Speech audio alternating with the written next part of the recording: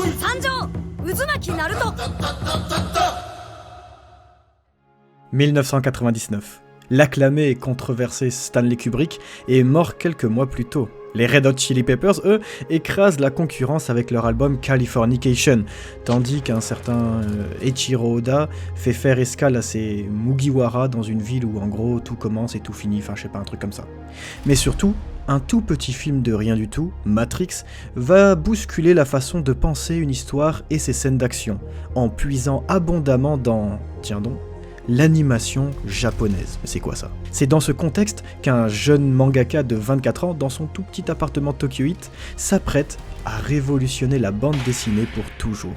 Cet homme, c'est Masashi Kishimoto, et le héros qu'il vient tout juste de graver à la plume pour l'éternité, c'est un petit bonhomme nommé Karakuri. Non, ouais, c'est pas ouf. Disons Naruto. 250 millions d'exemplaires à travers le monde. Chez nous aussi, les chiffres de ce phénomène du genre shonen donnent le tournis. 25 millions de tomes vendus dans l'Hexagone depuis sa toute première publication. C'est simple, Naruto est de fait le manga le plus vendu en France. Alors ok, comment on en est arrivé là ? Comment ce mec passionné de ciné et de manga a fait pour que ces 3 simples syllabes prononcées dans n'importe quel pays s'il vous plaît, soient connues de tous ? C'est simple, le mec va refléter son caractère bien moyen, bien mid-tier sur son héros principal et dans une savoureuse trajectoire miroir, qu'est-ce qui va le faire briller ce petit gars ? Là, vous réalisez qu'en fait Kishimoto, l'un des maîtres ultimes et inégalés du shonen, c'est vous, c'est moi, c'est monsieur tout le monde. Mais vous savez, une suite de petites volontés fait un gros résultat. Ça c'est pas moi qui le dis, c'est Baudelaire, un petit auteur connu, enfin bref. Alors, vous êtes prêts à la connaître cette recette du succès ? Vous rentrez dans un village qui a changé l'histoire de la bande dessinée mondiale pour toujours. Ensemble, embarquons dans l'analyse arc par arc d'un des piliers du shonen contemporain. Et puis, comme toute histoire a une fin et un début, bienvenue dans la première analyse de Naruto.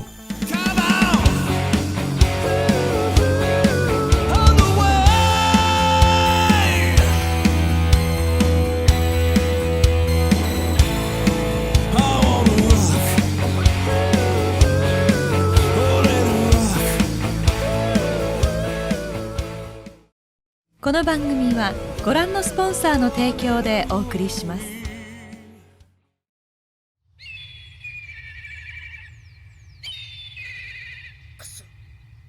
くそ、きれいにするまで家には帰さんからな。別にいいよ。うちに帰ったって誰もいねえしよ。Bienvenue à Konoha, c'est Kita, et avant tout, petit disclaimer, parce que je vois certains d'entre vous venir, je n'ai lu que Naruto. Merci déjà Kana pour les superbes éditions Hokage, mais je précise que moi je me suis arrêté ici, puis même précisément au volume 14 ici, qui signe la première partie du manga au chapitre 238, le jour du départ. Et le reste c'est Naruto Shippuden, je n'ai pas lu. Une découverte arc par arc des arcs de Naruto Shippuden, mais pour l'instant j'ai lu tout Naruto, merci de ne pas me spoiler les clés d'intrigue suivantes. Merci, vous entendez ? Alors ce monde extrêmement loin, à la fois dans le temps et l'espace, et pourtant si proche du nôtre, vous l'avez déjà tous vu depuis au moins 20 ans. Mais est-ce que vous l'avez bien regardé ? En cette fin d'année 99, les lecteurs de manga découvrent le village de Konoha. Il y a dans ces artères rustiques une impression familière qui se dégage. Et pour cause, bien que l'histoire paraisse prendre place dans une époque féodale, ou tout du moins sans grande technologie, la conception du village des feuilles par l'auteur allie en permanence tradition et modernité. Y a pas de blague. Parce que c'est comme si le récit que nous nous apprêtions à découvrir avait comme point d'ancrage principal un Tokyo fantasmagorique, ancien et dystopique à la fois, avec la verticalité architecturale qu'on lui reconnaît aujourd'hui. Je veux dire, Naruto joue à la console quoi, voilà. En fait, Naruto, ça se passe à Tokyo en 99, avec des ninjas. Voilà. Et la preuve étant, de toute manière, que les fils électriques de la ville sont comme ceux de Tokyo, partout entre les immeubles, puisque, contrairement à chez nous, ils ne peuvent tout simplement pas être enterrés à cause des tremblements de terre. Et ça, c'est d'ailleurs un conseil très important que les éditeurs donnent aux jeunes mangaka débutants lorsqu'ils veulent faire un monde fantastique merveilleux. Vous savez, les isekai ou un monde d'heroic fantasy, on va très rapidement tomber dans la première erreur, à savoir faire un monde qui ressemble au Moyen-Âge avec tout l'imaginaire commun qui s'y retrouve. Et cet écueil, Masashi Kishimoto, il est suffisamment affûté pour ne pas le reproduire, avec un monde certes plongé en plein Japon féodal, plein de ninjas, mais cela dit, quand même entouré d'électricité. Ils ont des consoles de jeux vidéo, mais pas de téléphone portable. Et finalement, ça retranscrit tout à fait la réalité de 1999 Tokyo Heat, la verticalité qu'on y retrouve, mais surtout, les consoles de jeux. Et Masashi Kishimoto, à l'époque, il n'avait pas de téléphone portable, tout simplement parce que ça n'existait pas encore. Donc, la technologie contemporaine de l'époque va être retranscrite dans un Japon féodal. Si Naruto sortait aujourd'hui, peut-être que c'est ça dans Boruto, vous me direz en commentaire, mais on a un Boruto qui du coup pourrait très bien jouer sur son smartphone dernier cri. C'est dans cet écrin de quiétude où il fait bon vivre que notre héros principal va évoluer. Or, ce héros, qui n'en a pour l'instant que le postulat narratif, a fait tout le contraire de ça. Naruto Uzumaki, c'est son nom, garçon âgé d'à peine 13 ans, est un orphelin quelque peu marginal. Alors que cela ne devrait jamais être le cas pour un enfant, le blondinet grande gueule, et qu'est-ce qu'il a une grande gueule, porte en lui et sur ses épaules le poids traumatique d'un passé récent. Masashi Kishimoto y dédie toute la première page de son histoire. Un gigantesque démon renard à 9 queues a attaqué le village. Le battement de l'une d'entre elles, on raconte, faisait s'écrouler les montagnes et soulever des raz-de-marée. C'est trop relou quand ça arrive, ça. Alors bon, pour repousser la menace, le plus puissant ninja de la cité, le 4e Hokage, dut donner sa vie. En plus de souffler un simple avant-goût du registre épique que va pouvoir offrir son récit, l'auteur fixe tout de suite l'enjeu incontournable du manga. Le démon renard est enfermé dans le corps de Naruto. Alors pour vous, rien de nouveau avec toute votre expérience de lecture, on est en 2024, mais je vous rappelle, pour du 1999, c'est assez révolutionnaire, et ça va d'ailleurs influencer toute l'industrie à venir. Naruto est ce que l'on appelle un réceptacle. Le catalyseur d'une force dévastatrice et la réminiscence vivante de souvenirs douloureux pour toute la population. Tant la bête, d'envergure mythologique le truc, a causé de nombreux morts. Cette douleur, elle est littéralement tatouée sur le corps de notre protagoniste, vraiment, sur son bidon. Je veux dire, ça lui fait bien des nœuds de ventre. Et pour cause, Naruto est constamment moqué, raillé, conspué, à la fois par les jeunes de son âge, mais alors ce qui craint, c'est que c'est surtout par les adultes du village, persuadés d'avoir en face d'eux un fléau à retardement. En fait, ils ont peur. Les bigs adultes sont sur le dos d'un gamin de 10 ans. Différent de par sa nature donc extraordinaire, le gamin a effectivement des capacités uniques qui semblent dues au démon dormant en lui. Il guérit beaucoup plus vite que la normale, et a visiblement beaucoup plus d'énergie que les autres. Intéressant ça quand on parlera de chakra, tiens. Mais cette énergie, il a parfois du mal à la canaliser. Ses sentiments sont particulièrement stimulés et parfois, au cours de l'histoire, vont venir le consumer. Des exemples parsèment déjà le premier tome. Terriblement empathique et féroce, Naruto est bien humain, mais semble aussi quelque peu animal. Et alors, je peux pas m'empêcher de penser à ses premiers lecteurs en 97, 2 ans avant la première publication de Naruto en série longue en 99, où Masashi Kishimoto, dans son histoire courte, son premier essai, son one-shot sur Naruto, publié dans l'Akamaru Jump, a fait de ce dernier le fils du démon renard. C'est ce qu'on nous dit, le Hokage 3e du nom s'est sacrifié pour sauver le fils du démon renard. Et ben finalement, de cette relation, il aura fait un triangle aujourd'hui, avec le père, le fils et le démon renard. Et la belette. Ah ça non.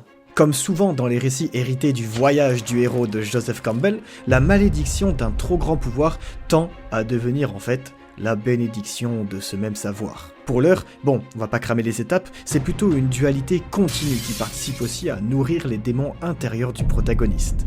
La pose qu'il prend en pleine rage au chapitre 1, en plus d'évoquer la confrontation finale du manga des années en avance, et je parle du combat Naruto-Sasuke au 238e chapitre, s'il vous plaît, j'ai pas lu Shippuden à nouveau, me spoilez pas. À ce stade, personne ne veut voir la bête se réveiller. Disons les termes, Los Termos, Naruto Uzumaki est donc un enfant ostracisé. Prendre pour héros ce type de personnage, si jeune, est un choix très malin de l'auteur. Les lecteurs adolescents, en pleine période donc au cours de laquelle les proto-adultes sont assaillis de doutes, vont pouvoir s'identifier. D'ailleurs, Kishimoto choisit de montrer en premier lieu les bêtises de Naruto. Je veux dire, quand on ouvre le premier tome et qu'on tombe sur lui, on se dit quand même que ce gamin, c'est un peu un cassos, quoi. En vrai, il est mignon, non? Celui-ci n'hésite pas à vandaliser les visages géants des précédents Hokage, les anciens chefs du village de Konoha s'il vous plaît, pour attirer l'attention sur lui. Bien sûr, cet humour et cette exubérance servent à dissimuler sa tristesse. Alexa, lance Sadness and Sorrow s'il te plaît. Non mais en vrai, c'est... voilà, la musique la plus connue de Naruto, elle s'appelle Tristesse et Chagrin. Genre tu veux pas insister un peu plus quand même? Et c'est pas moi qui le dis, hein, c'est dit textuellement dès le chapitre 2. Voilà une manière très touchante, ludique, mais surtout très maligne pour nous faire comprendre que ce garçon ne craint déjà plus de défier les institutions. Parce qu'en réalité, Naruto, il n'a déjà plus rien à perdre. Alors, vous l'avez compris à ce stade, hein, Naruto est plongé dans une solitude qui lui est insupportable. Et ça, c'est quand même très audacieux de la part d'un auteur de faire d'un personnage principal de son histoire quelqu'un qu'on n'a pas envie de voir. Je vous vois venir, hein. Si vous étiez dans Naruto, est-ce que vous auriez envie de traîner avec Naruto? この俺はいずれ火影の名を受け継いでんでよ先代のどの火影をも超えてやるんだでさ里のみんなに俺の力を認めさせてやんだよ Espiègle, farceur, enquiquineur et trouble-fête, le garçon n'a en réalité jamais fait de mal à personne. Et oui, son tout petit rêve, nous y arrivons enfin, est de devenir Hokage, le chef du village, un ninja reconnu par tous pour sa force et son courage. Pour cela, il doit être avant tout diplômé de la prestigieuse Académie Ninja de Konoha, voilà. Il y a du boulot. Dans cette institution séculaire, les adolescents sont formés pour devenir des ninjas adultes d'élite, capables de prouesses sur le champ de bataille. Et alors c'est l'occasion très tôt dans l'œuvre quand même de parler d'un des points forts de l'œuvre, la construction de son univers. C'est normal, le Cum est en pleine rivalité assez stylée avec un autre auteur du Jump et son monde sur Grand Line là, il a besoin de créer un monde développé. Et pour ça, tout simple, il va juste créer un miroir déformant d'une autre. Ouais, en fait, Konoha c'est genre une milice privée. Dans ce premier arc, alors que les personnages que nous suivons prennent part à leur première mission extérieure, nous découvrons que cet univers possède sa propre géopolitique. La notion de frontière avec les pays limitrophes y est étonnamment appuyée, car de fait, chaque grand pays possède son grand village ninja caché, et l'armée de shinobi qui va avec. Chaque village possède son kage, une sorte de ninja général maire-président multicasquette, à la force donc effroyable. En fait, c'est comme si Hidalgo, entre deux réunions, elle allait se taper contre le maire de Perpignan. Toute une histoire. Hein. L'époque donc n'est pas propice à la paix, vous l'avez compris. Bien qu'aucune guerre ne soit en cours lorsque nous tournons les premières pages de Naruto, 3 grands conflits entre pays ont déjà eu lieu en l'espace de quelques décennies. Souvent, ces guerres très meurtrières étaient motivées par la capture ou la reprise des démons à queue. Alors ça, bon, c'est mon équipe qui au montage m'a dit de le rajouter. Grâce à Gaara, je sais qu'elles sont utilisées pour justement frapper d'un grand coup un pays limitrophe, comme l'a fait du coup avec le village du sable. On y viendra en analyse 2 contre le village des feuilles Konoha. De façon très bien pensée, ces créatures, dont l'une d'entre elles, je le rappelle, se trouve à l'intérieur de Naruto, sont la métaphore de l'arme nucléaire. Pas mal, je veux dire. On est dans un manga ou quoi? Le manga des ninjas, pour l'instant, fonctionne donc par la force de dissuasion, et Naruto est donc une giga ogive nucléaire. Devant être prêt à toute éventualité et à toute hostilité, les villages forment chaque année des dizaines d'adolescents à l'art du ninjutsu, du taijutsu et du gijutsu.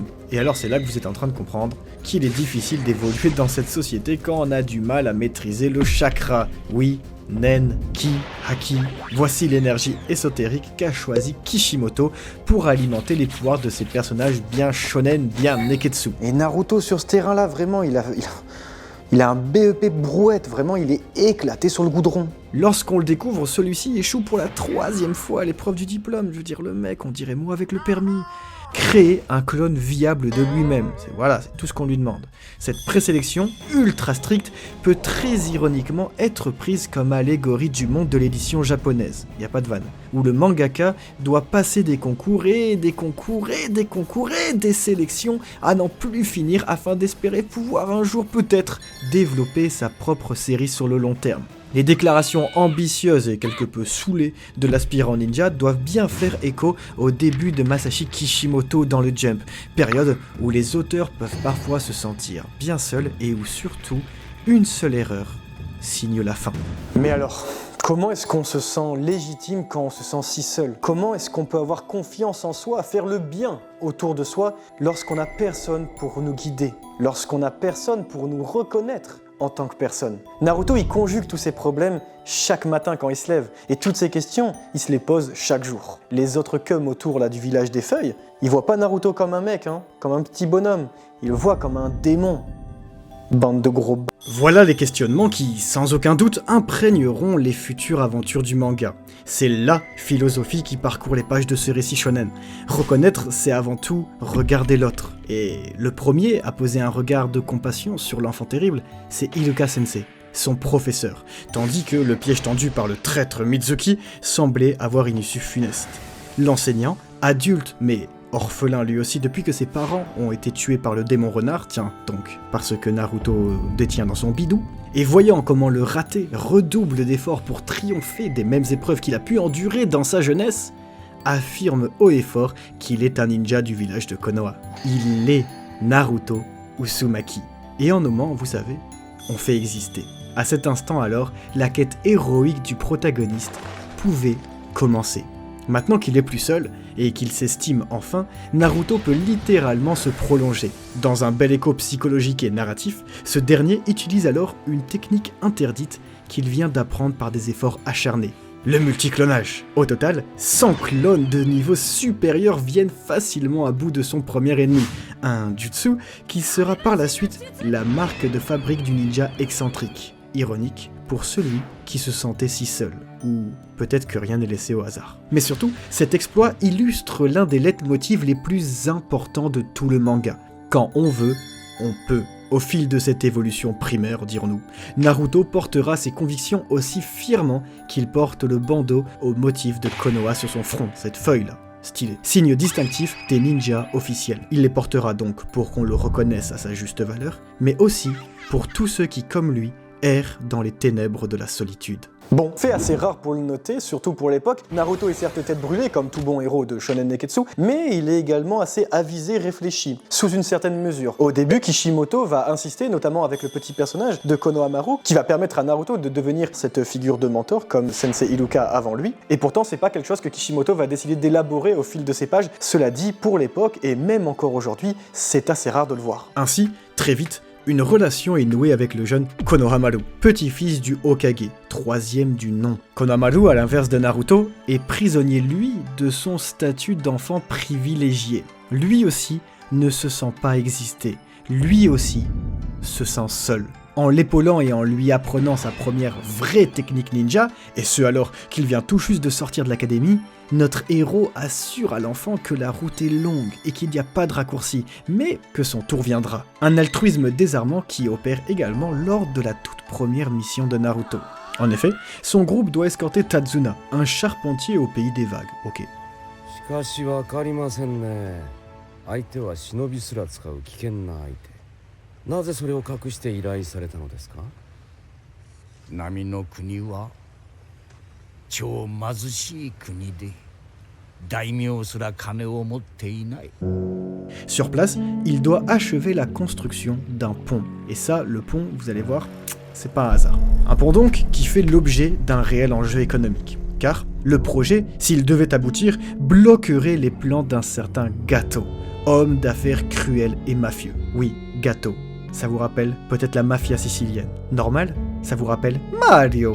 Non, pas Mario, mais Mario. Le premier manga seinen que Kishimoto souhaitait faire sur longue durée. Ouais, c'est son manga qu'il estime, pardon, je le dis, le meilleur. Oui, devant Naruto. S'il avait pu faire de Mario une série sur long terme, on aurait Mario et pas Naruto. Et d'ailleurs, cet attrait pour les gangsters n'est chez Kishimoto pas tout à fait anodin lorsqu'on étudie le cas de la plus grande famille de Yakuza du Japon et accessoirement l'une des plus grandes organisations criminelles du monde, j'ai nommé le Yamaguchi Gumi. Tiens donc, on y retrouve 6 grands leaders nommés les Kumisho et appelés respectivement Kumisho le premier, Kumisho le deuxième, Kumisho le troisième, etc. exactement comme les Hokage dans Naruto. Aussi, la hiérarchie structurelle des ninjas, inférieur, moyen, aspirant, supérieur, n'est pas sans rappeler les grades chez les mafieux japonais. Mais bon, la plus grosse dinguerie, c'est la longévité de Kumisho le troisième, au pouvoir près de 40 ans comparé, j'ai fait mes petits calculs,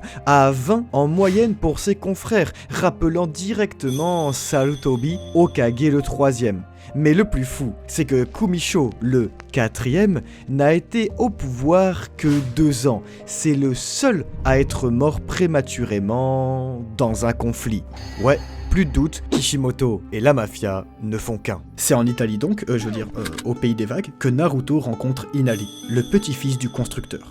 Depuis que son père adoptif et occasionnellement héros du village, Kaiza, a été crucifié sur place publique, les bras arrachés. Je rappelle, on est quand même dans un premier arc. Le tout par le mania sans scrupule Mario, le petit garçon est totalement désespéré. Cynique et renfermé, Inari ne croit plus en la vie. Et encore moins en ce qui nous intéresse, le concept de héros. Je veux dire, vous feriez quoi à sa place? En vrai, qui a envie de vivre dans un monde pareil?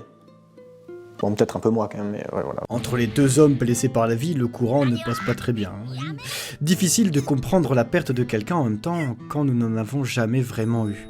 C'est l'un des premiers tours de force de Kishimoto. Notre ninja préféré est avant tout un ado immature qui manque beaucoup, mais alors beaucoup d'expérience. Surtout en termes de relations sociales. On ne serait pas nombreux à traiter un gamin qui pleure de son père de sale morveux, En plus de montrer au lecteur la violence et les dangers du monde dans lequel nous évoluons, cette séquence éprouve la motivation de Naruto, le ninja qui veut à tout prix être le héros de sa propre histoire, seule façon d'être pour lui un jour reconnu par tous. Il doit alors tenir ses promesses, ses engagements, et ce dès maintenant. Une nouvelle fois, le cancre, d'un coup d'un seul, finit par dévoiler une personnalité étonnamment rare de sa maturité. Et c'est souvent lorsqu'il apaise son tempérament bouillonnant devant la résignation d'Inari pour le réconforter. Alors on est obligé, à ce stade du récit au pays des vagues, de mentionner une profondeur d'écriture assez rafraîchissante. On dit d'une écriture qu'elle est éthique lorsqu'elle va apposer à des personnages qui n'auront aucun futur dans l'œuvre suffisamment de profondeur pour qu'on se souvienne d'eux. C'est éthique dans la mesure où vous n'investissez pas sur eux. Ils vont disparaître, ne plus jamais revenir, c'est donc difficile de prendre le temps pour eux. Cela dit, ça va laisser une marque très importante ici, pour les lecteurs comme pour les personnages. Et là, on est en plein dedans. Mais ça, Kishimoto, il le sait, mieux que quiconque, parce que lorsqu'on arrive enfin à être publié dans une série longue dans le Jump, ça veut dire qu'on en a fait des one-shots et surtout, comme le disent du coup et le conseillent tous les éditeurs, faire des histoires courtes. Et les histoires courtes, ça implique nécessairement que vous devez développer un début, une fin à tous vos personnages en une trentaine de pages. 10, 30, 50 peut-être. Donc votre héros, vos personnages, tout le monde entier que vous avez créé est par essence éthique parce que il va disparaître et vous ne pourrez pas investir dessus pendant des mois, des années. Et alors ce n'est pas anodin de voir ce traitement accordé à un certain duo très tôt dans le manga. Alors, c'est là que c'est brillant. Les personnages secondaires de ce premier arc sont ainsi développés avec une maestra incontestable. On y viendra. L'auteur fait preuve d'une brillante sensibilité lorsqu'il prend le temps de mettre en avant Inari, ayant le courage de s'opposer aux sbires de Mario avant le secours de Naruto. Le personnage de Haku, également, que nous allons bientôt évoquer, en ne signant que d'une seule main, laisse une impression de virtuosité toujours aussi nette, même une fois que l'on a lu les 238 premiers chapitres. Naruto le héros et Naruto le manga envoient un message. Vous, les esselés, les marginaux, vous êtes forts. Son visage, qui sera peut-être un jour sculpté sur la colline des Hokage, sera pour le Jump celui de l'espoir. Et pour cause, seul quelqu'un n'ayant jamais rien eu peut se permettre de tout rêver.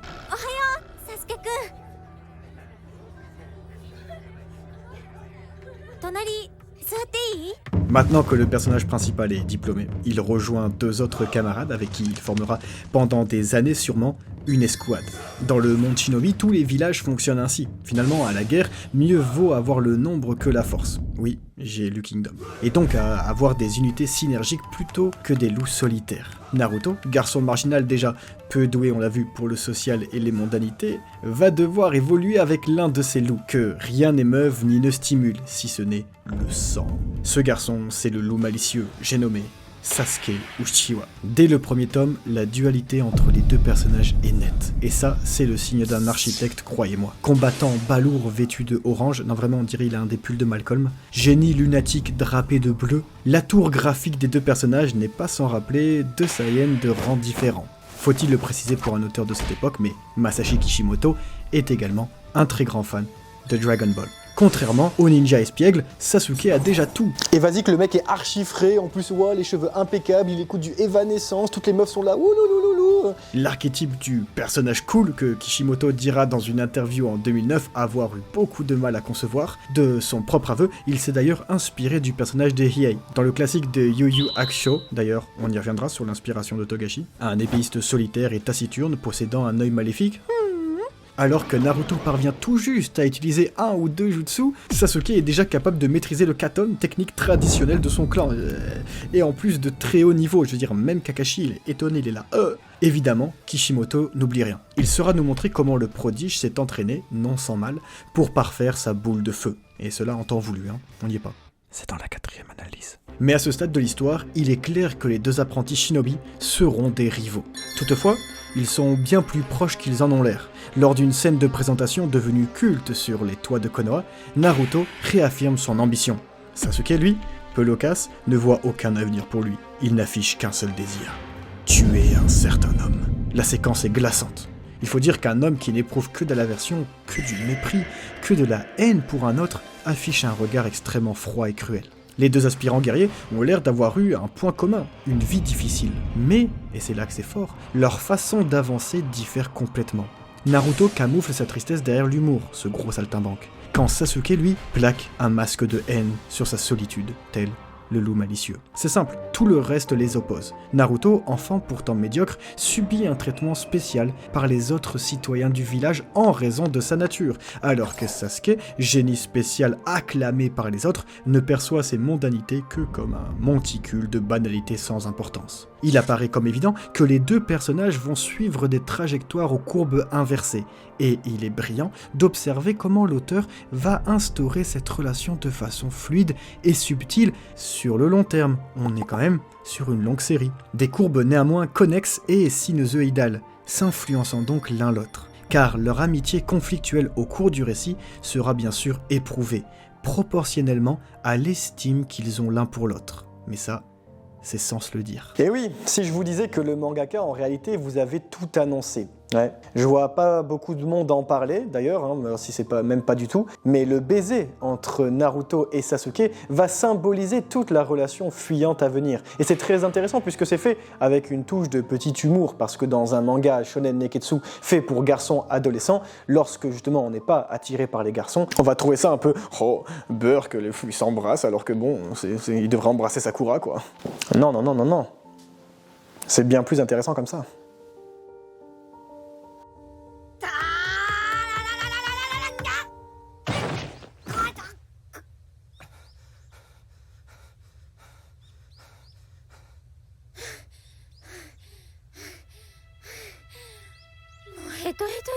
Ce duo devient finalement un trio, avec l'incorporation de Sakura Haruno. Malheureusement, nous assistons peut-être à la toute première petite erreur de Kishimoto. Contrairement aux deux autres, la caractérisation de celle qui doit être l'héroïne de l'œuvre manque clairement de fond. Lors de sa présentation, l'aspirante Kunoichi ne rêve que de Sasuke, un désir puéril moqué par son sensei. Qu'on soit clair, Sasuke, dans sa phase dark emo là, s'il saute d'un pont, elle le fait aussi, hein. En gros, à ce stade-là, pas d'ambition ou de background en particulier.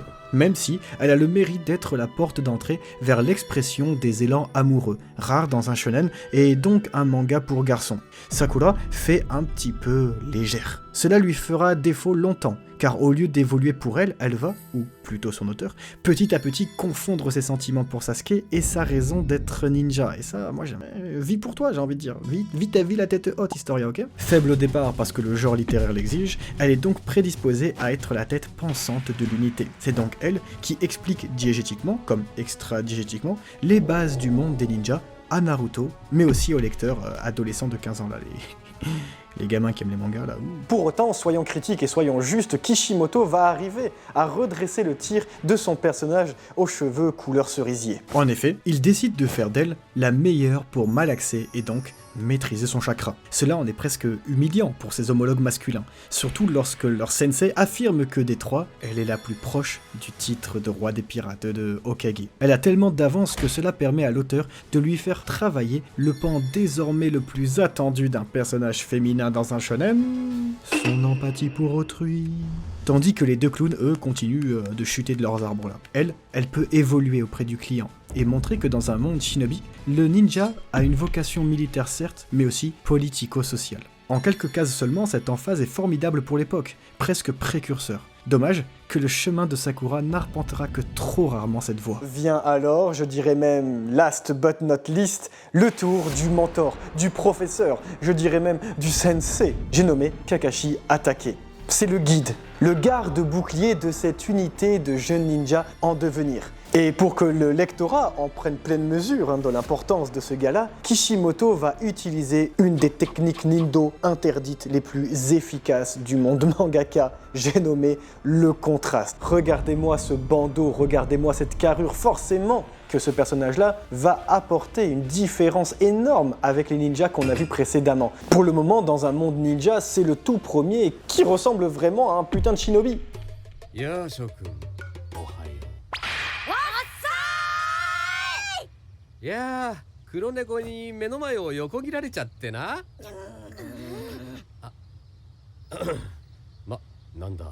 Et malgré ça, il est incapable d'éviter le piège enfantin tendu par Naruto aux grandes dames de Sasuke. En plus, sa réputation le précède. C'est un batifoleur. Comprenez, un homme lubrique. Mais alors cette technique, tout bonnement héritière de Dragon Ball, a pour objectif premier de faire rentrer dans le champ grotesque du manga un personnage tout bonnement, mais qui va suinter le charisme par tous les pores. Pourtant, il serait malvenu de sous-estimer cet homme, car avec lui, quelque chose détonne tout de suite. Désinvolte, suffisant.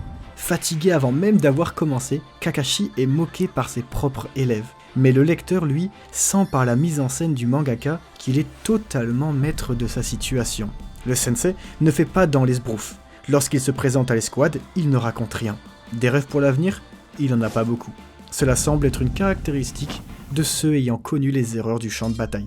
Oui, voilà, je le dis, en fait, je me suis arrêté à Kakashi Gaiden, c'était trop bien, Minato! Kakashi intrigue tout de suite et impressionne immédiatement, c'est pour vous dire. Lors de l'épreuve des clochettes qu'il impose à Naruto, Sasuke et Sakura, il est impitoyable. C'est d'ailleurs utilisé grâce à une emphase textuelle des personnages qui sont là. Non, vous avez mis Kakashi en professeur, mon dieu, ils sont finis. C'est efficace. Nous sommes toujours en sécurité à Konoha, et pourtant, nous avons peur. Chakra, Genjutsu, Taijutsu, Ninjutsu. Comme tout bon professeur de manga, et donc du rôle même de mentor dans le récit initiatique, le ninja montre à ses poulains tout ce qu'ils ont à apprendre, et aux lecteurs les fondamentaux, ce qui les attend au fil des pages. Celui que l'on surnomme donc le ninja copieur enseigne à ses élèves le plus important des principes, j'y reviendrai, et donne une bonne leçon aux ennemis qui se dressent sur leur route. Parce que forcément, est-ce que vous savez comment vous forcez un homme à écouter votre histoire? Assez vieux comme le monde, par le sang. Et oui, Kakashi Hatake, c'est un petit peu la première porte d'entrée dans un monde shinobi qui en fait n'est pas exclusivement pour les enfants. Que ce soit face aux assaillants à proximité de Konoha ou face au terrible Zabuza, premier antagoniste d'envergure mythique à l'échelle de l'univers du manga, Kakashi montre ce dont devront être capables Naruto, Sakura et Sasuke dans un avenir proche. Permutation, corps à corps nerveux, stratégie et même le trope de la fausse mort devenu absolument incontournable de nos jours. Tout y est. Petite pensée à mon ref Zabuza qui a dû ouvrir un crowdfunding litchi pour pouvoir financer sa rééducation. En tout point, cette séquence est une démo technique inouïe pour un premier arc. Voilà ce qui a sans doute fait le succès de Naruto à ses débuts, les combats. Par son travail de cadrage, de découpage et, disons-le, de scénographie, les chorégraphies et le cœur de l'action sont gérés d'une main de maître. Par un travail précis des plans, des angles de vue acrobatiques et l'enchaînement des échelles de plans, les premiers affrontements du manga sont d'un rythme déjà soutenu et pourtant d'une lisibilité impeccable. Mais surtout, ils sont violents et sanglants. Masashi Kishimoto, âgé seulement de 25 ans à l'époque, fait éclater sa virtuosité au monde entier lorsqu'il dessine en une pleine page, le ninja copieur en train de perforer l'avant-bras du démon de la brume avec son kunai. La précision de l'anatomie, le travail du mouvement des corps, la plongée dans le cadre et dans l'action, c'est tout simplement remarquable pour un début. Naruto, c'est le travail d'un passionné, mais d'un passionné qui travaille beaucoup. Kishimoto est exemplaire, avec ses premiers contre-champs qui rappellent de quelle manière Jackie Chan propulsait la scénographie de Bruce Lee avant lui, et le tout à un niveau supérieur, avec ses plans théâtraux et sa myriade d'échelles de plans, tiens donc, digne d'une bande dessinée. Ouais, n'ayons pas peur des mots, se dégage de ce manga une étonnante cinématographie. Oui, j'ai pas peur de le dire, ok? Kishimoto, c'est le Jackie Chan du manga. Non mais regardez, c'est du cinéma sur papier qu'on lit. Bienveillant, mais sûr de lui, lors de ses premiers pas dans le monde de l'édition japonaise, difficile de ne pas voir l'auteur en Kakashi. Lorsque celui-ci assure à Naruto, il existe dans ce monde des gamins plus jeunes que toi, pourtant plus forts que moi. Une phrase osée, tant l'on sait que les mangaka les plus âgés bloquent souvent l'ascension des petits génies du dessin. Oh ça oui, l'auteur est malin. Cela se voit avec le personnage de Haku, gamin surpuissant et prodigieux qui accompagne Zabura. Avec sa technique qui manifeste la force de la glace, Kishimoto parvient à insuffler dans le combat une dose de puzzle game mortifère. Comme dans tous les meilleurs shonen neketsu, l'auteur nous annonce que la liberté créative que son univers lui offre est sans limite. C'est important pour montrer qu'on n'est pas là pour rigoler, et que on est là pour faire 20, 30, 50, 70 tomes. Un effet d'annonce qui prend une dimension donc vertigineuse dès lors que Kakashi ouvre son œil gauche pour utiliser le Sharingan. 悪いが一瞬で終わらせてもらうぞ。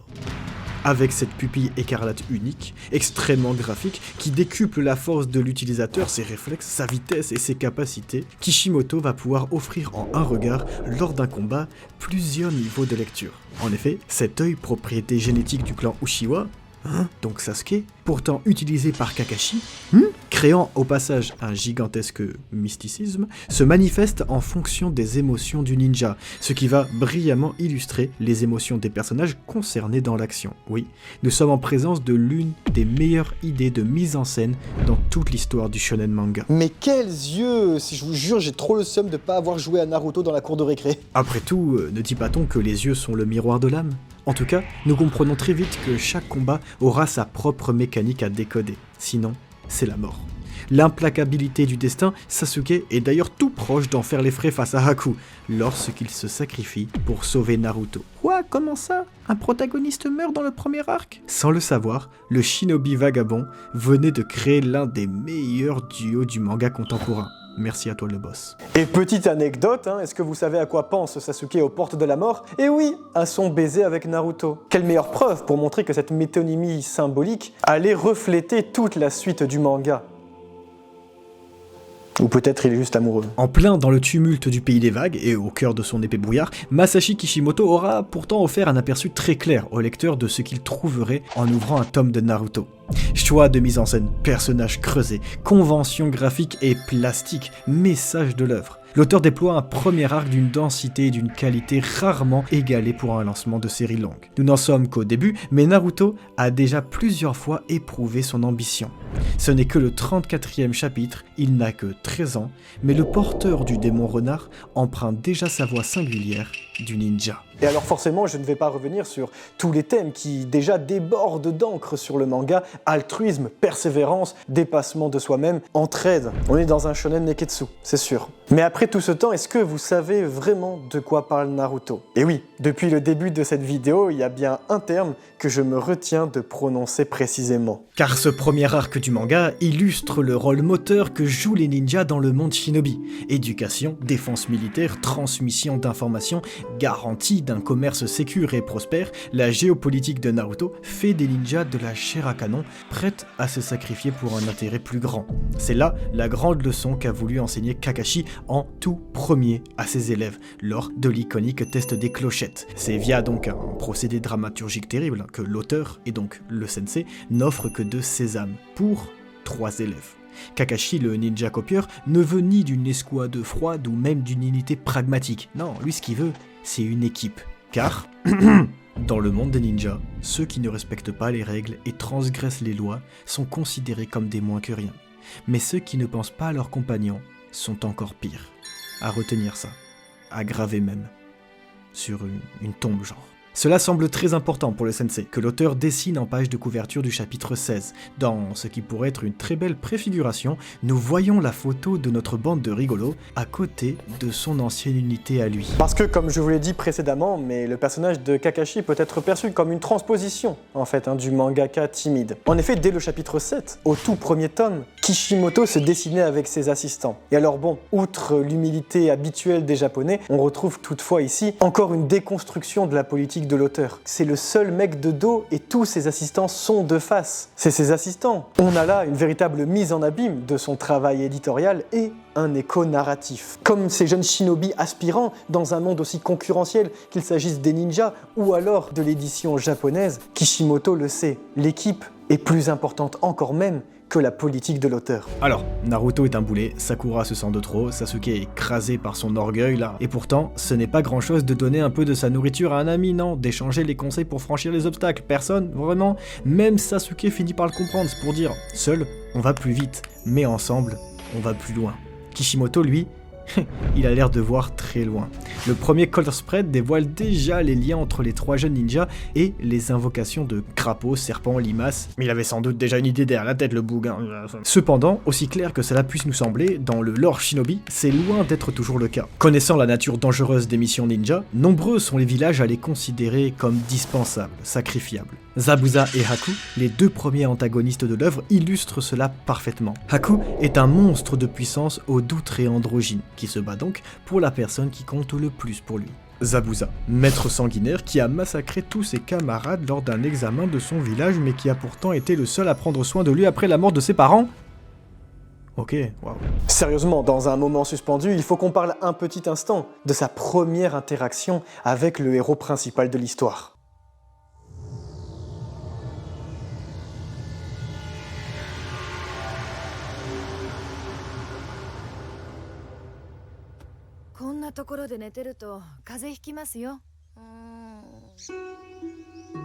Haku s'approche de Naruto, épuisé après son entraînement dans les arbres. Dans un découpage habile, le mangaka nous pousse à tourner la page pour voir de quelle manière il va assassiner un Naruto sans défense, avant de nous dévoiler à la page suivante sa belle intention, faire en sorte qu'il n'attrape pas froid. En somme, il coche toutes les cases de l'allié du héros classique selon Joseph Campbell. C'est là tout le génie de Kishimoto. Ces deux personnages sont des antagonistes uniquement car dans ce monde, des gens qui auraient pu être amis s'affrontent quand les circonstances l'imposent. C'est la vie de ninja, c'est ça qui est stupéfiant. C'est que Haku aurait tout à fait pu être le protagoniste remarquable de son propre manga. Orphelin aux dons prodigieux mais maudit, tiens donc, il trouve un protecteur ninja, tiens donc, seul personnage à avoir été gentil avec lui, tiens donc. Je le répète, Naruto doit affronter et donc tuer à la fois un garçon exactement comme lui et un homme exactement comme son professeur. Pire encore, même si Naruto ne sait pas encore que son père l'a sauvé étant bébé, Haku lui sait que son père a carrément essayé de le tuer. Ah oui, ok, Goli Raku Shippuden quoi. Antagoniste, il est en réalité un héros tragique. Et qu'est-ce que c'est déchirant de voir que l'un ne retrouvera pas l'autre au paradis. Voilà ce qui fait du Pays des Vagues l'un des meilleurs premiers arcs tout shonen neketsu confondus.